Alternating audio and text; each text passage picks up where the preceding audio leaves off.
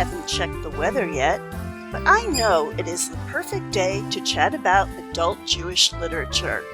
I'm Cheryl Stahl. Thanks for joining me here at Nice Jewish Books.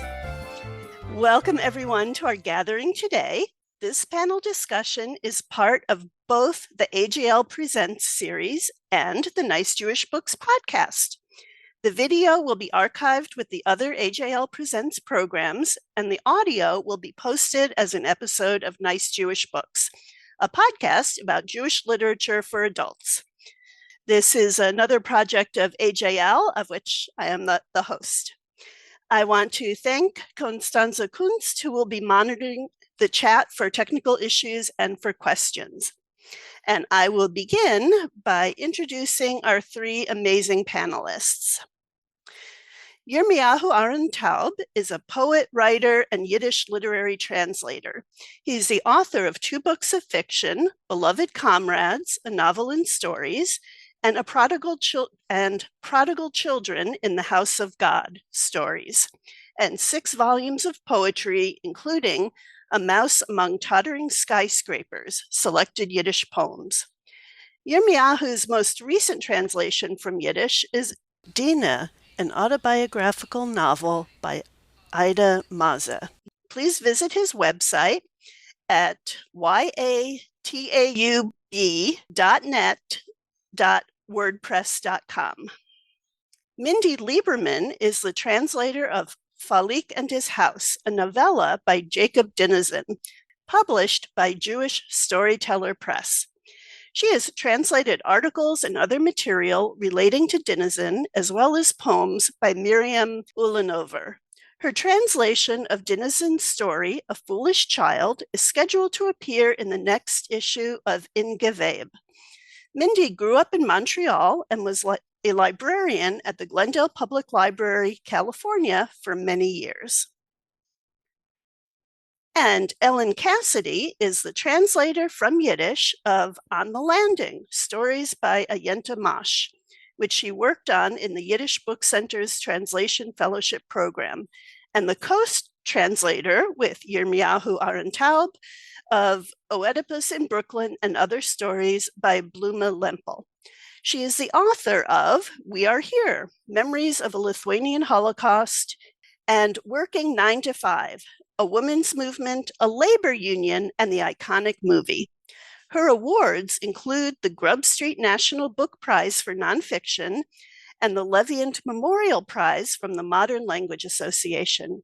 With Anita Norwich, she is currently translating Rachel Veprinsky's novel, Die Kreisten von die Hand, Clasped Hand, and her website is ellencassedy.com. So thank you all so much for being here. One reason why I was inspired to do this panel is because as a reviewer for AJL and a member of the AJL's Fiction Award, and currently the host of the podcast, I've seen recently a lot of new translations of Yiddish, and it just seems to be on an upsurge. So I really wanted to bring people together to talk about this phenomenon, about Yiddish literature, and what their thoughts are on it. So for many people, Yiddish literature begins and ends with Sholem Aleichem's Tevye the Dairyman stories. So would any of you like to talk about the positives and negatives of that? Well, first of all, I'd like to say that Sholem Aleichem was an utter genius. And those stories, those Tevye stories, are about the whole span of Eastern European shtetl life to American immigration and assimilation, and they cover the globe. Parents, children, oppression, migration, long marriage, it's all there. And he's a universal writer. So anyone who sees Fiddler on the Roof or reads the Tevye stories has to see that right away and be charmed and educated and thrilled by what he's done. But if you stop with Sholem Aleichem, you're going to miss out on a lot, including the work of women who wrote in Yiddish. And translating that work is my passion. Because over the years, women have been prolific writers of Yiddish literature, yet they've historically received less recognition than male writers. And now that is beginning to change. And I hope we're going to have a chance to talk about that in this hour. Absolutely. Mindy or Yermiyahu, would you like to add to that? Sure. I mean, I could jump in. There's also something about Shalom Aleicham's tone, which is uniquely his. He's called the Jewish Mark Twain, which is pointed, I would say gently satirical, kind of incredibly aware, but also kind of loving. There's a beautiful, I mean, his language has an incredible rhythm to it. There are cadences of rabbinic literature within it. Tevye kind of is endlessly quoting religious sources. Sometimes some would say misquoting or creatively quoting. All of those are in play with Shalom Aleichem, and it's up to the reader to kind of figure out which is which. And also the way in which, he's aware of the outside culture, the use of Russian words, words from the dominant culture, figure very prominently. There's always this kind of interplay. He's usually on the side of I'm not going to say the ne'er-do-well, but, the people don't have as much money. And, that's a big part of I think, his appeal. The comedy is always there, laced with, that sort of makes the tragedy kind of bearable. All those things come into play. It helped that it was made into one of the most successful Broadway musicals of all time, that is performed around the world. Ellen touched on the universality. There have been productions of Fiddler in Japan, just the most far-flung places in the world. But it's not where it ends. Yeah, it's not where it starts either. And I know we'll talk about that as well. So yeah, I would say Shalom Aleichem is a good place to be. And actually the journey, because now there's like the Yiddish translation of the English adaptation of the Yiddish stories, which themselves were adapted into a Yiddish play. So there are all these layers of cultural mediation, navigation, adaptation, back and forth to different languages. If I'm not mistaken, the Yiddish translation of Fiddler was done in Israel by a translator in Israel. I could be wrong on that. But yeah, there's a lot. I mean, you could have like a whole show, not even just on Shalom Aleichem, but just on Tevye. And I think those themes that, Ellen referred to in terms of universality are definitely in play. I think I even heard a joke a while ago that in the Star Trek universe that the Klingons were claiming that was originally their story. Okay, Mindy, did you? I would just add that Shalom Aleichem being so well known, and you're the one Yiddish writer that people may know, it's all justified. But if you stop there, as everyone has said, you're missing 100 years of more modern literature that doesn't give you that nostalgic view of the shtetl that you're left with if you're just reading Shalom Aleichem. Well, that is a great segue into my next question, is what is the timeline of Yiddish literature? Yiddish was spoken by the Jews of Eastern and Central Europe for almost 1,000 years. But I think you'd say that modern Yiddish literature would have started with Mendele Mocher, whose first story was published 1864. And then really in the 1880s, there were more writers, a lot of what's called shon trash being written, and Parrott started writing, other Yiddish novelists started writing, and there was a lot of journalism. So I think I would say 1880s till maybe 1980s, although there is still Yiddish being written today. I mean, here we have Yermiyahu. Yep, I was just going to say that. And by before the end of the 19th century, Yiddish was mostly confined to Eastern Europe. But by the end of the 19th century, with the massive emigration that was going on from Eastern Europe, Yiddish was spreading across the globe. And of course, that continued after World War II. And by the end of by the second half of the 20th century, the Yiddish writers who I've worked on translating maybe before the war, they might have gone down to the local cafe to share their work and drink a glass of tea. But in the second half of the 20th century, they were forging connections all over the globe through literary journals, through writing letters internationally, and through cultural centers like the Yiddish Pen Club, which is international, like the Association of Jewish Libraries, and Leivik House in Tel Aviv. So it had become a global phenomenon. Well, also just to build on what Mindy and Ellen said and to take it back a number of centuries, there are references to, written Yiddish back to the 1200s. And there are a number of really, I guess scholars talk about, Old Yiddish, and then there's the middle period, which is sort of Hasidic and Haskalah literature before you start getting into the classic writers. Mendel Sforim, Shalom Aleichem, Yud Lamed Peretz.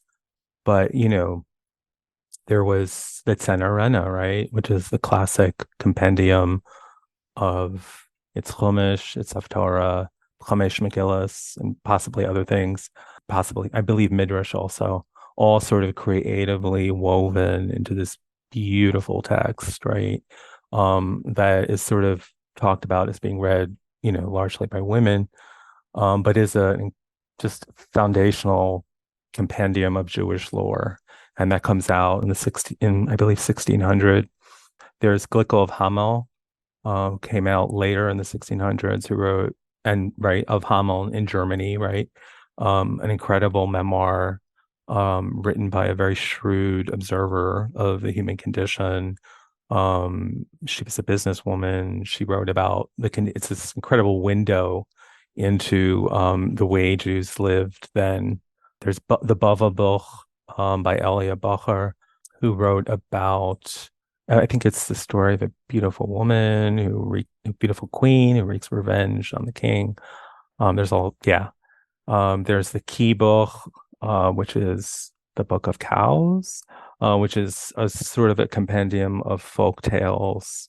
And then there's all sorts of stylists in Yiddish, to Shlomo Ettinger, who was, I believe, part of the Haskalah tradition. There's a whole Hasidic tradition of Yiddish, and Reb Nachman of Bratslav, and who is related to the Baal Shem Tov. Shivchei HaBesht. There's a long, long tradition of Hasidic literature, and a really important tradition of Hasidic literature in Yiddish that Yud Lamed Peretz connected to and talked about as the precursor to modern literature, modern Yiddish literature. So Yiddish literature goes back many, many centuries.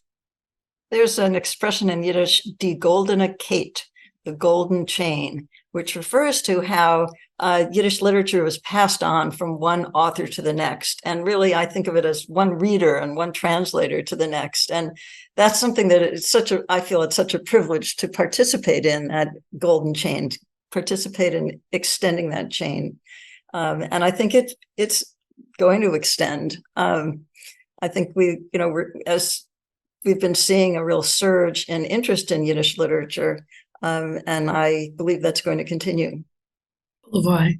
So much so that the name of one of the most prestigious Yiddish literary journals was Die Goldene Kette, published in Israel and edited mostly by Avram Tzutskaver.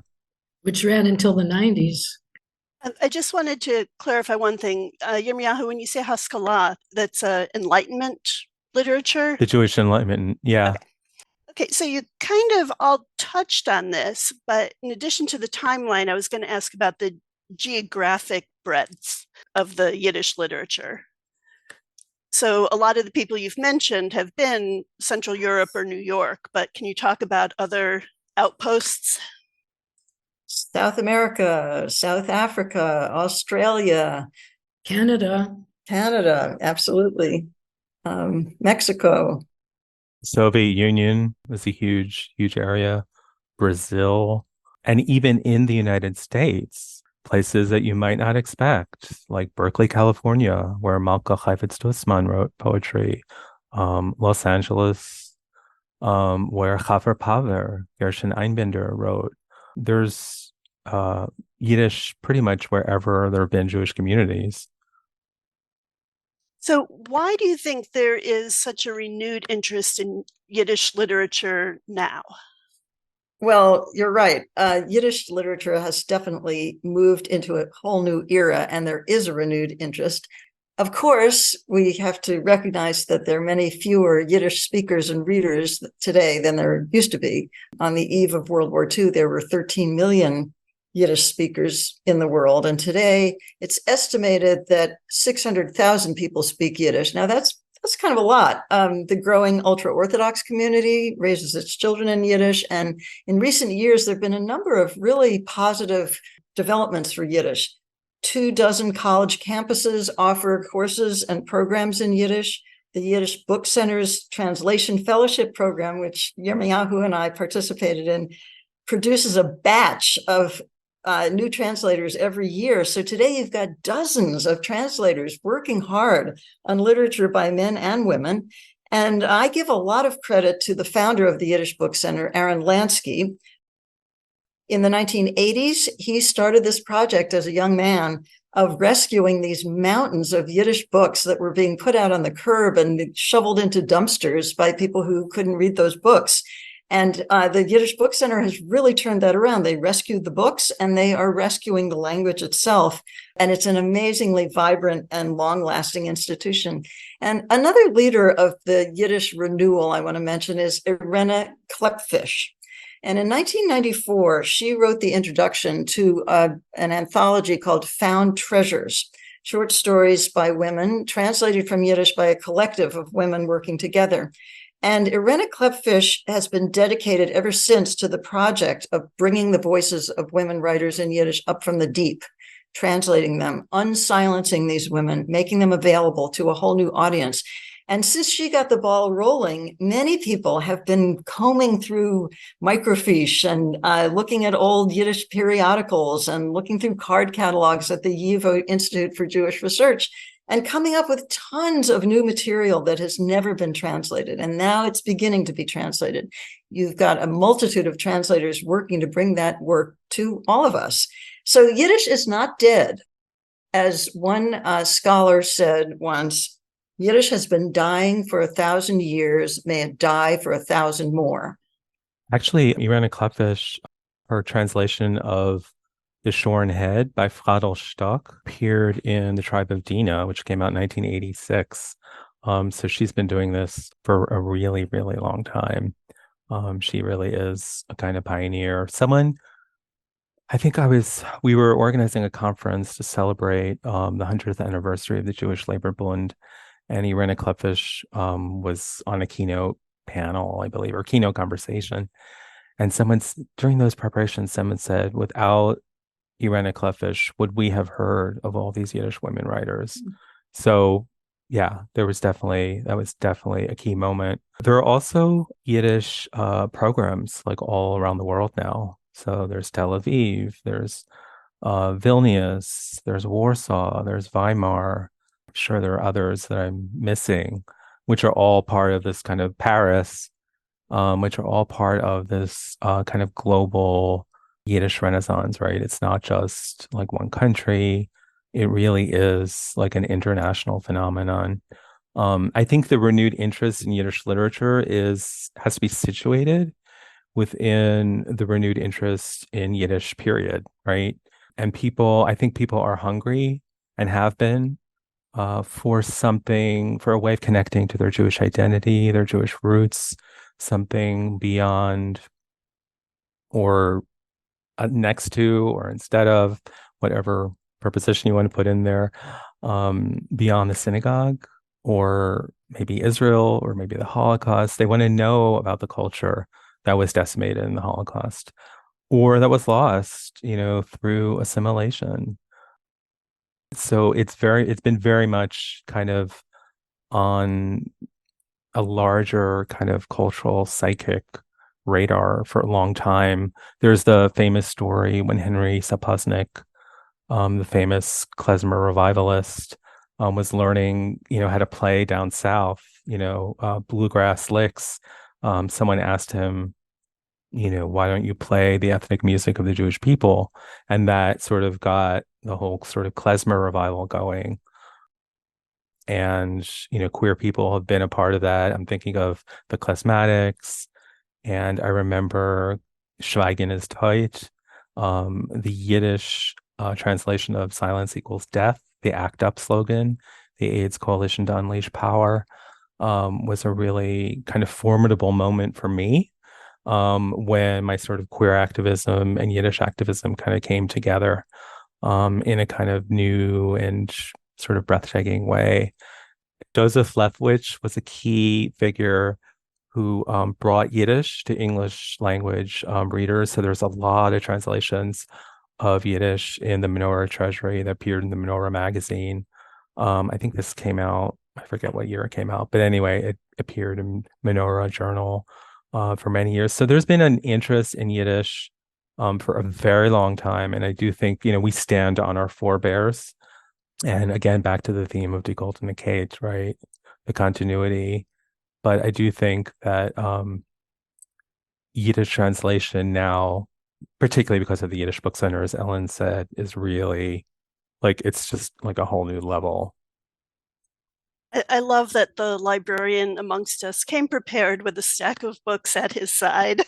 I didn't even show you all of them. And I would also like to throw in a plug for a future Nice Jewish Books episode when I had a guest host, Yermiyahu Ahron Taub, who interviewed Irina Klepfish. And it is an amazing interview. I'm finishing up the editing, and it will be out either within the next two months or so. So keep an eye out for that. Can I just add that I think this, lovely to see all those older books, Yermiyahu, but the digital revolution has really helped. I mean, we can sit anywhere in the world and take advantage of all those programs, all those classes all around the world. And the Yiddish Book Center has not only collected all those books, but they've made them available. You can, they're just there on your screen. And so much is available now that wasn't a few years ago. I want to add to that, there are now digital dictionaries that weren't there prior to the digital revolution. The online Bachner and Beinfeld, amazing dictionary, which is the product of X number of years of work that really has enabled, there are more dictionaries, which, we can talk about later, presents challenges, but it's also, I think it's transformed abilities of translation. You can translate wherever you are now. You don't have to be at, Harvard Library or something. And sit at the beach with your laptop. Exactly. So did any of you grow up speaking Yiddish? And if it wasn't your mama or tata lotion, how and why did you learn it? Ellen, do you want to start? Sure. I did not grow up speaking Yiddish. I did grow up listening to stories told by my grandfather, Jacob Levine, who we called Little Grandpa because he was barely 5 feet tall. On the other side of my family, my father's side, it's English, German, and Irish, and that's where the name Cassedy comes from. But I love talking about how I got involved with Yiddish.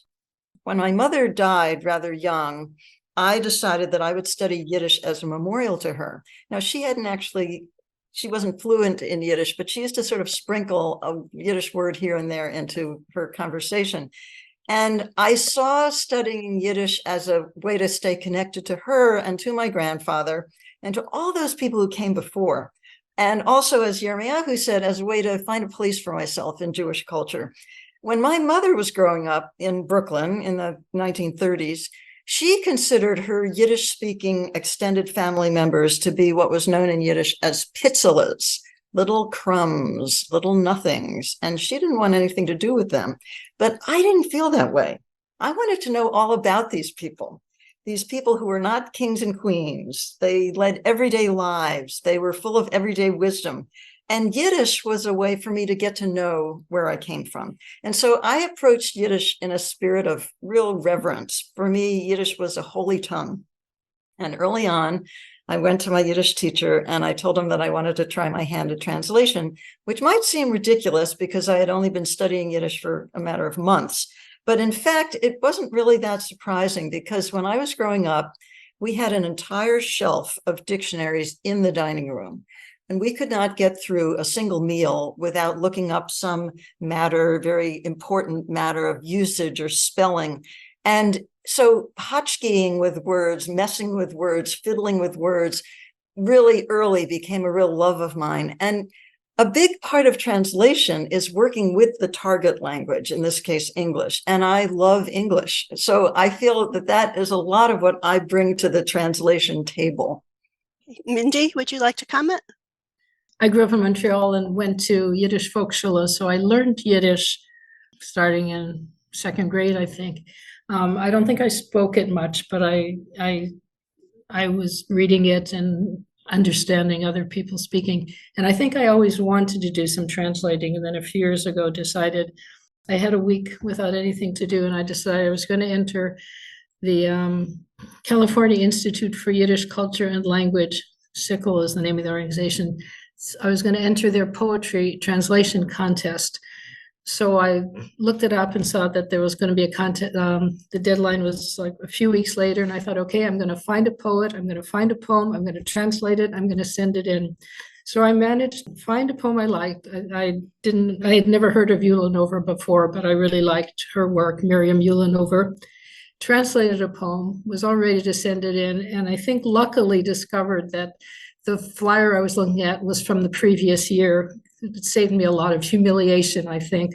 So I wasn't able to enter the contest, but I began translating and had months and months to refine the poem that I had worked on. So that turned out to be really nice. And so I've been translating for the last few years.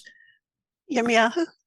So, yeah, Yiddish was part of the linguistic cosmos in which I grew up, which was an Orthodox community in Philadelphia.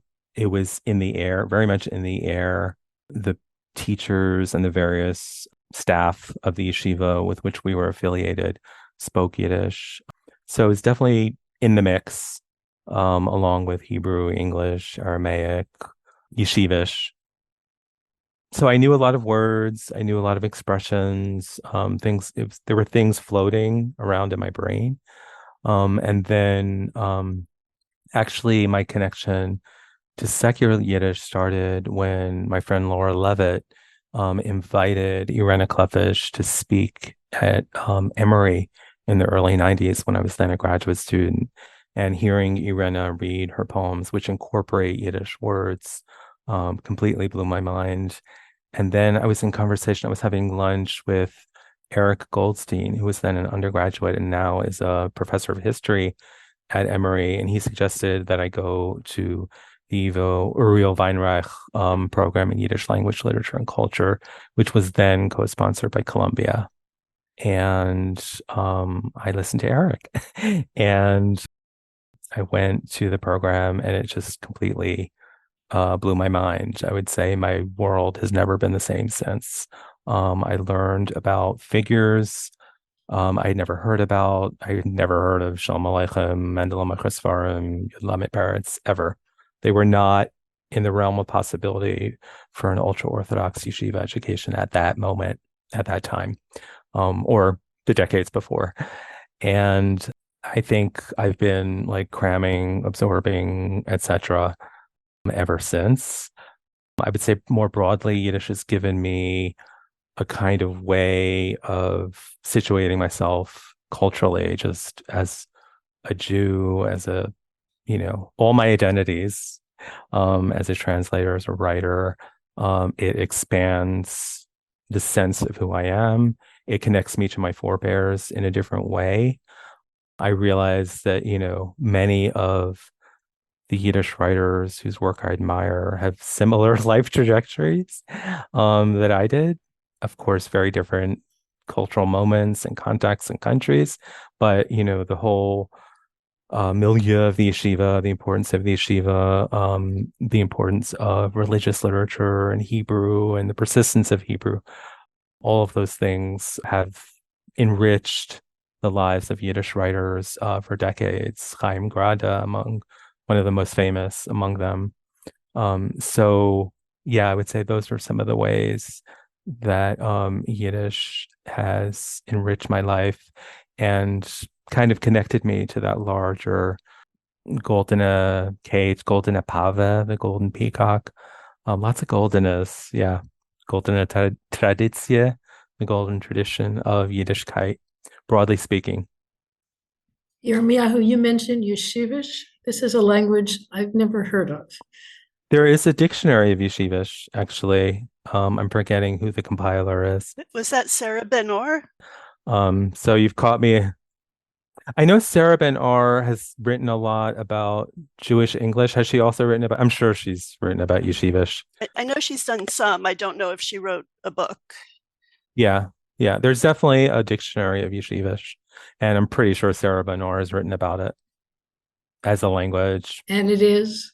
It's a language that incorporates Aramaic, Hebrew, Yiddish, English, into its own distinctive melange. And there are different nuances of meanings of words, pronunciations. That's what I would say. So for each of you, would you talk about the projects that you've worked on and what drew you to those particular authors? Ellen, would you like to start? So, sure. As I said, I had been studying Yiddish for a matter of months, and I went to my teacher and I said I wanted to do some translation. And he went to his bookshelf and he pulled off the shelf this little gray volume.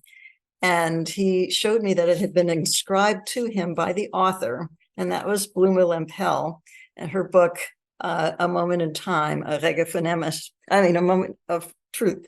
So I opened this book, and by that time I had met Yermiyahu Ahron Taub in a reading group, Yiddish reading group, and we started reading this, and we were just amazed by what we found, because here was this writer we had really never heard of.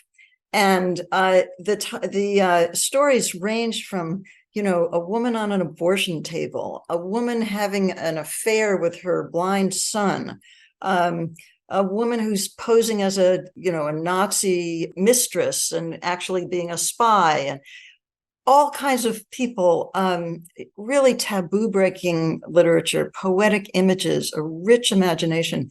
And we started translating her. And as you can tell from our different life stories, we made quite a team. We brought really different things to the table. And so every Sunday we'd be sitting at the dining room table going through this work by Bluma Lempel. And the result was a collection called Oedipus in Brooklyn and Other Stories. And as I say, that story of the woman who's having a relationship with her son, it will really knock your socks off. I then went on to translate Yenta Mash through the Yiddish Book Center translation program. And this is a very different writer. Yenta Mash was born in Moldova, which is, near Romania and Ukraine. And she was then exiled to Siberia during World War II by the Soviets. And she spent 7 years chopping down trees in the forests of Siberia, then moved back to Moldova, eventually emigrated to Israel. And only then did she start to write, in the latter years of her life. And she became really a master chronicler of exile based on her own life story. And her stories range from stories of girlhood through stories of old age. And I selected 16 of these stories, and they take you from a young woman through an older woman who finds love, finds romance late in life. And I really feel that Yenta Mash, through reading her, I have gained a lot of insight into people's resilience, human resources, how people just manage to get through really unlivable situations. And I have to say, I thought about those stories a lot as the pandemic began, and just thought about how people used humor and connection to each other and just strength to get through hard times. So I think both of these works, really, really different, have really amazed me with just what they bring to us and how much we can learn from them and how universal they are and how unique they are at the same time. So it's been a really rich experience for me to translate both of these women.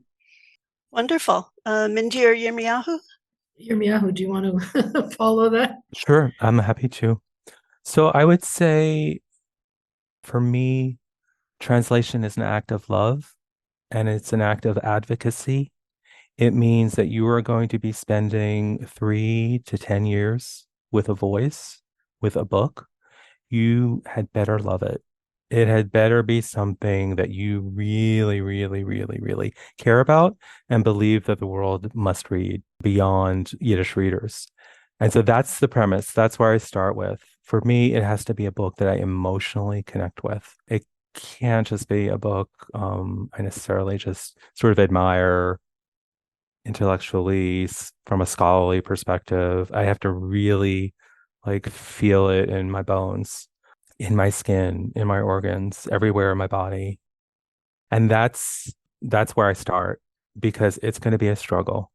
There's so many layers of struggle with translation. There's the heirs, the family. Do I have the rights? Do I, and then there's all the language questions, which are like all other.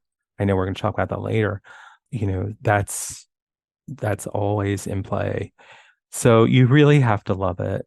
And I think all of the books there's been that I worked on, there's always been, something that has drawn me to them, something in particular.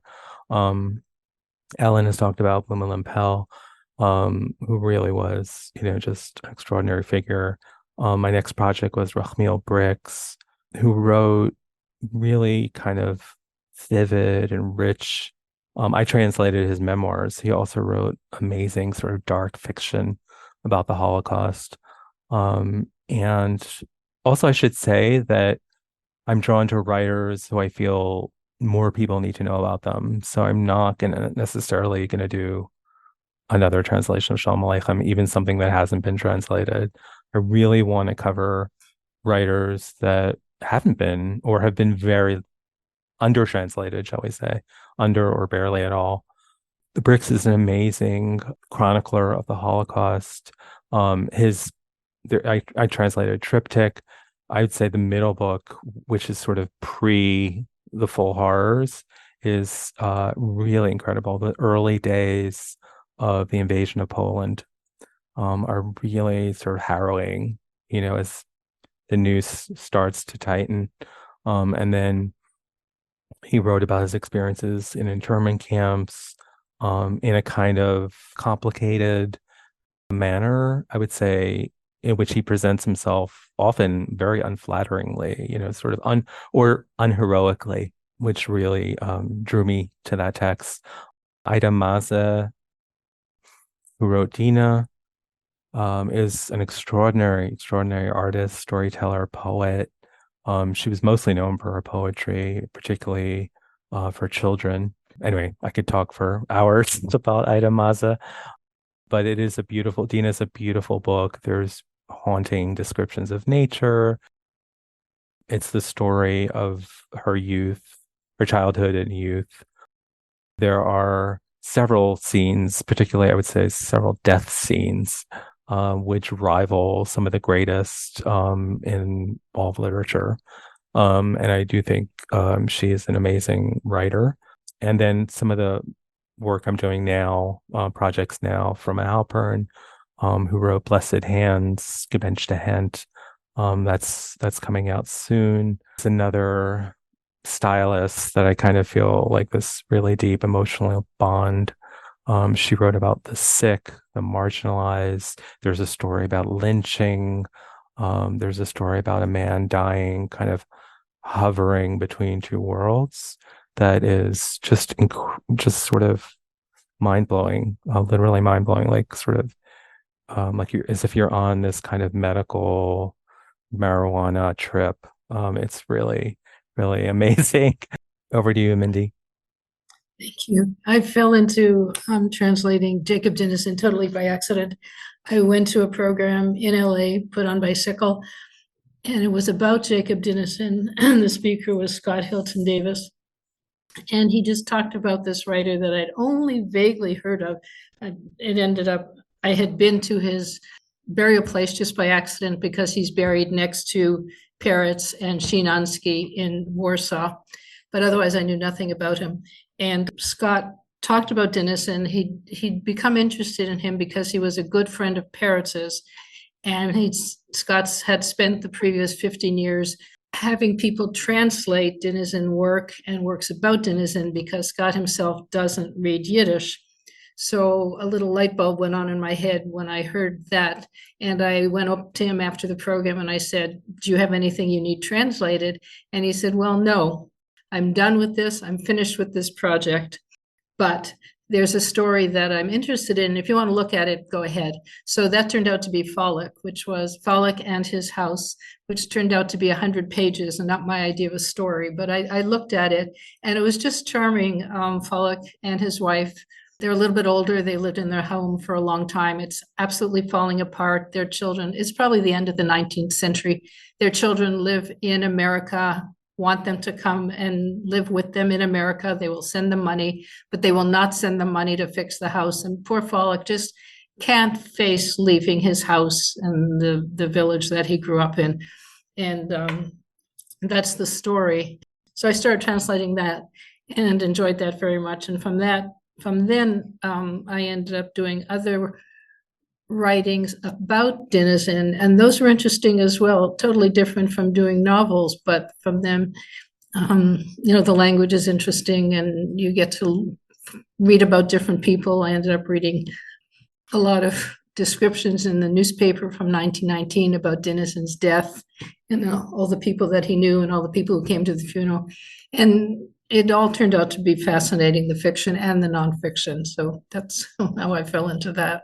I really loved reading Follick and His House. I think it's the first story I've read where the house was so much of a character, and he described him and the house growing old together and getting gray and getting creaky together. And it was just sort of a charming, funny, tragic, everything wrapped up in it.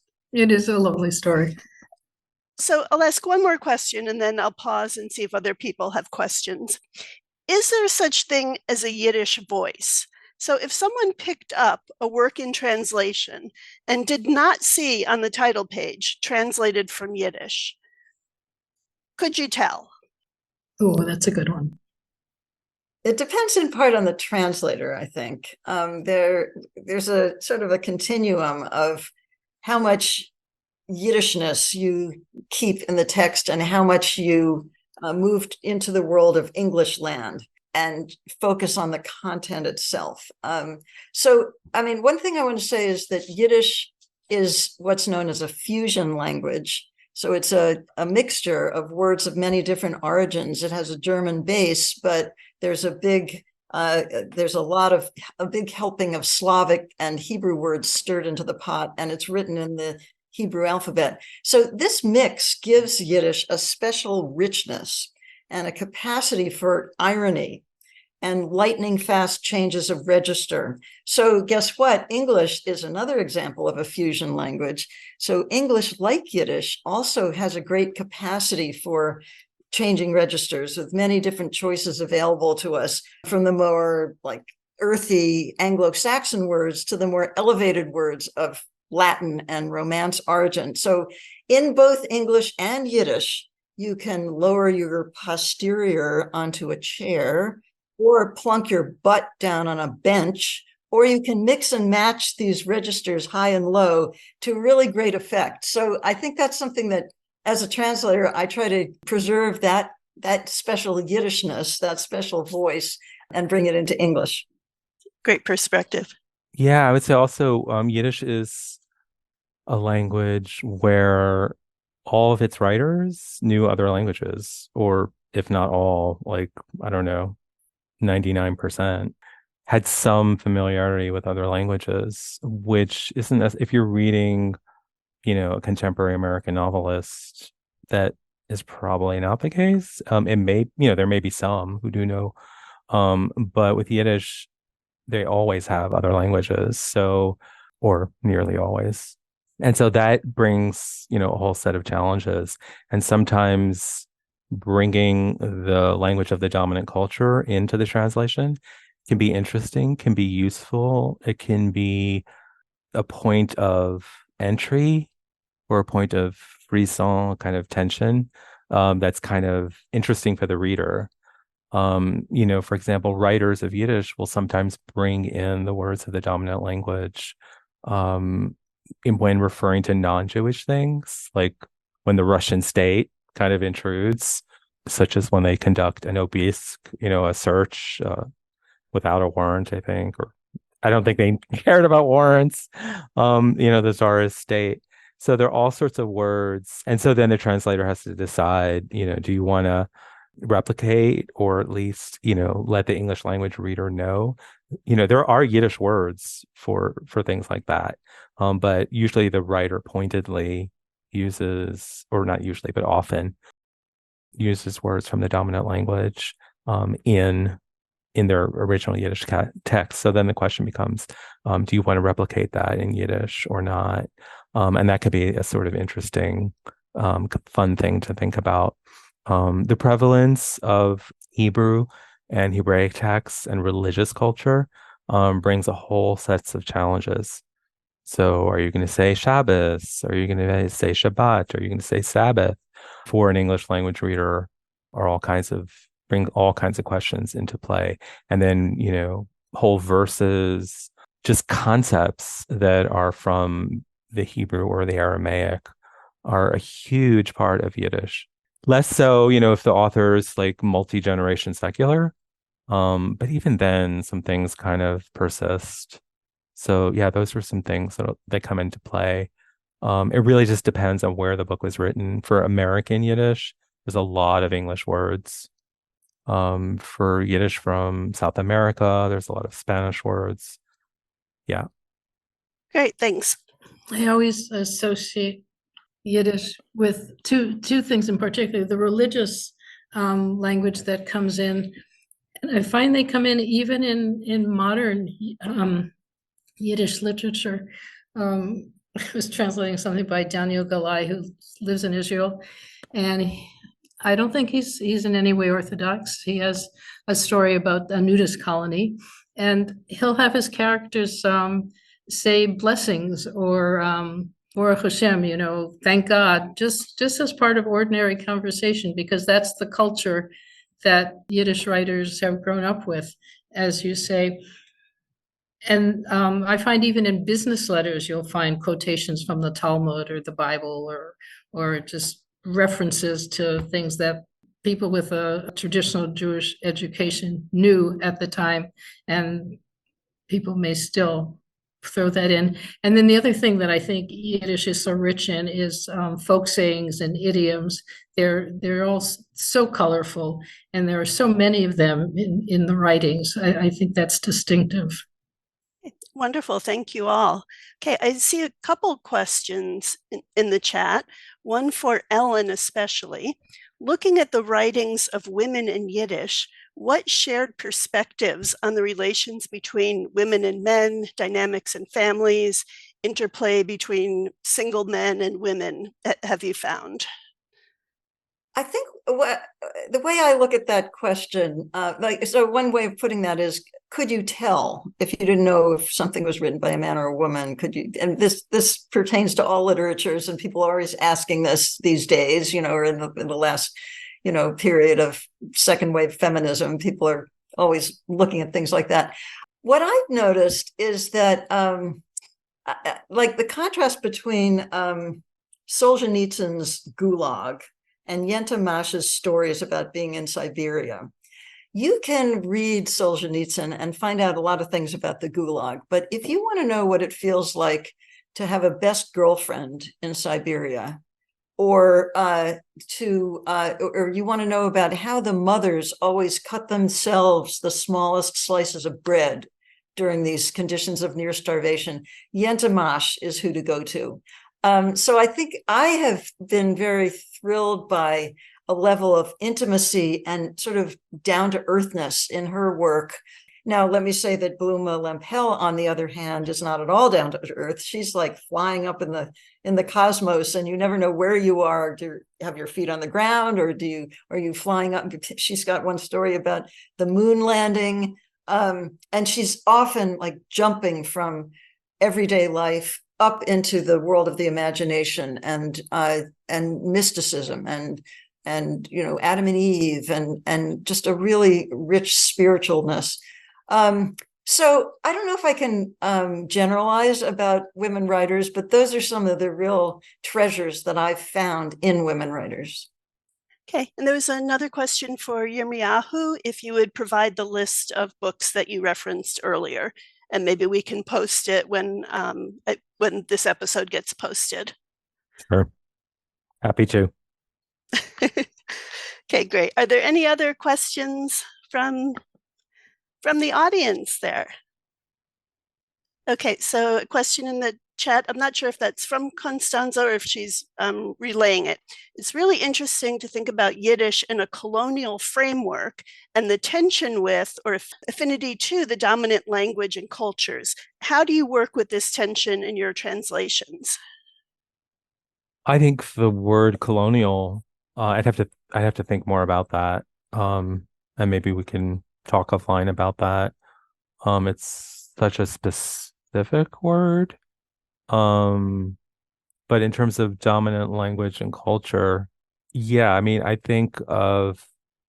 try to let the author's voice guide me and try to follow that. For example, in a lot of the bricks, in the bricks parts, where they're German, in the bricks translations, when there are German soldiers, there's a lot of German.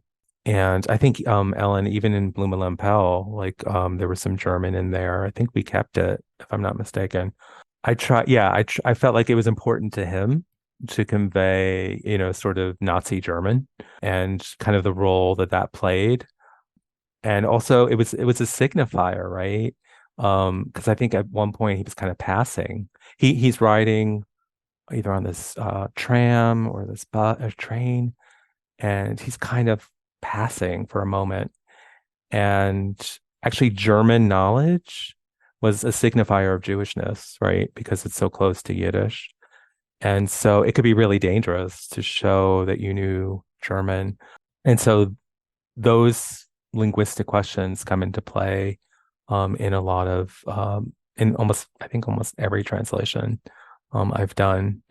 Ida Maza has quite a lot of Russian terms and Polish terms also. And so there, are you going to keep pan? And they're also the cases. Polish has all the pan meaning sir. It definitely means something. It's kind of it's very specific. It kind of grounds you. I'm not someone who, I do think it's important to convey to English readers in as fluid and lyrical and elegant and English as possible. Like I'm a really strong believer in that. But sometimes at key moments, incorporating some words from the dominant language can be really interesting. And so I'm always having to think, and I'm sure, the other translators as well, I'm always having to think, is this one of those moments where I really do want to preserve that moment of the dominant language or another language into the English? Thanks. So a special challenge is if you're translating a work that has a lot of English words in it. So the character, it's written in Yiddish, in the Yiddish language, like someone will say, all right, all right, which is spelled in the Yiddish way. Well, so what do you do with that? If you just put down all right, you won't get that feeling that the person has switched into the dominant language. So a lot of times what I've found is that you have to not just go word by word, not just figure out, spell all right, OLRAYT or something like that. That would be one solution. But generally what I find is that you have to kind of slip that sense of moving from language to language in somehow, not necessarily in those two words, but in the surrounding sentences. So if it doesn't work for that particular thing, maybe it'll work for the next sort of awkwardness of speaking or jumping out of the fluent Yiddish conversation into something more stilted and that's the fun of it. That takes a lot of work, and it's really a joy to work with words that way. Wonderful. Okay, last question. Do you have any observations on Yiddish writing since World War II in South America, Australia, or South Africa? I can say a little bit about a book that I have. I'm just finishing up with two co-translators about a man named Levi Shalit, Shalit, who was confined in a ghetto in Lithuania, then was in a DP camp in Germany, and then immigrated to South Africa. And there in Germany, and then in translation in South Africa, his memoir came out, and it's called "And So We Died." And it's a very psychologically acute, very textured view of what it was like to be in a ghetto. It's not exactly what you would, I mean, it's not exactly literature, but it's as close to literature as something like that can be. And it's been a real privilege to work on it. Okay, and lastly, do all of you want to mention what projects you have coming out soon or that you're working on? So that by Levi Shalit is coming out from the University of Alabama. And you mentioned the work by Rochelle Vaprinsky that I'm working on with my colleague, Anita Norwich. We're not quite sure what the title is. It's either called Clasped Hands or Hand in Hand or Weaving Hands. And we're hoping that will come out in the next couple of years. Just to go back to the Latin America, there's a really wonderful anthology by Alan Astro called Yiddish South of the Border, which is a book of translations of Yiddish writers south of the border. And one of those writers is Mimi Pinzon. And I've read her book. It's a sort of, it's memoiristic novel, autobiographical fiction-ish. And it's an amazing, amazing, amazing text. It's called, is it A Hauf an Fenster? Something like that, a courtyard without windows. And it's being translated now by someone in whose name escapes me, the Yiddish Book Center translation cohort. And she came really young to Argentina. And she just shocked the Yiddish critics at her incredible Yiddish. She translated Yiddish literature into Spanish. There's a lot to be discovered in all of those places. And also just to plug Peretz Hirschbein, the renowned playwright who wrote Grünefelder, traveled the world, I believe with his wife, the poet Esther Shumiacher, and wrote really insightful things. And I've read some of his writings about Australia and then I think South Africa as well. So that's not local, but it's really interesting reportage. But yes, all those places have, there's so much to be discovered. Yiddish is a truly international and global culture. My work coming out, I believe, I mentioned it, is from a Halpern, Gebenchte Hand. And so hopefully that'll be out in the fall. That's the hope. And Mindy? I am between projects, so I'm just keeping my eyes open for something. Something usually turns up. Okay, wonderful. Well, this has been an amazing talk and presentation. Thank you so much, Mindy Liberman, Ellen Cassedy, and Yermiyahu Ahron Taub, for sharing your wisdom, your passion, and this wonderful body of literature. So as I mentioned at the beginning, the whole recording will be available as part of the AJL Presents on the archive at the jewishlibraries.org. And I will be editing the audio as an episode for Nice Jewish Books, which you can find at jewishlibraries.org/nicejewishbooks or wherever you listen to your podcasts. And I did have the pleasure of speaking with Jordan Finken and Allison Schachter about their translation from the Jewish provinces by Friedel Stock several months ago. So that's on my page. I did get other Yiddish books to be possible interviews, and that's what actually was the impetus for this talk. So I don't know if I'll do another Yiddish translation in the near future, but very likely in the further future. So, thank you again to all the participants, to Constanze Kunst for helping behind the scenes, and for everyone who showed up to listen. If you are interested in any of the books we discussed today, you can find them at your favorite Board and Brick or online bookstore or at your local library. Thanks to Dianki for use of his Freilich, which definitely makes me happy. This podcast is a project of the Association of Jewish Libraries, and you can find more about it at www.jewishlibraries.org/nicejewishbooks. I would like to thank AJL and my podcast mentor, Heidi Rabinowitz. Keep listening for the promo for her latest episode.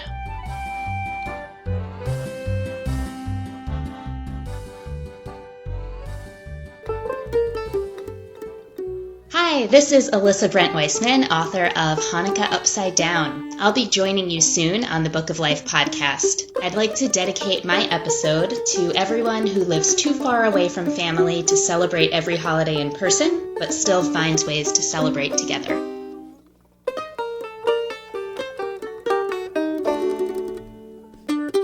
The Book of Life is the sister podcast of Nice Jewish Books.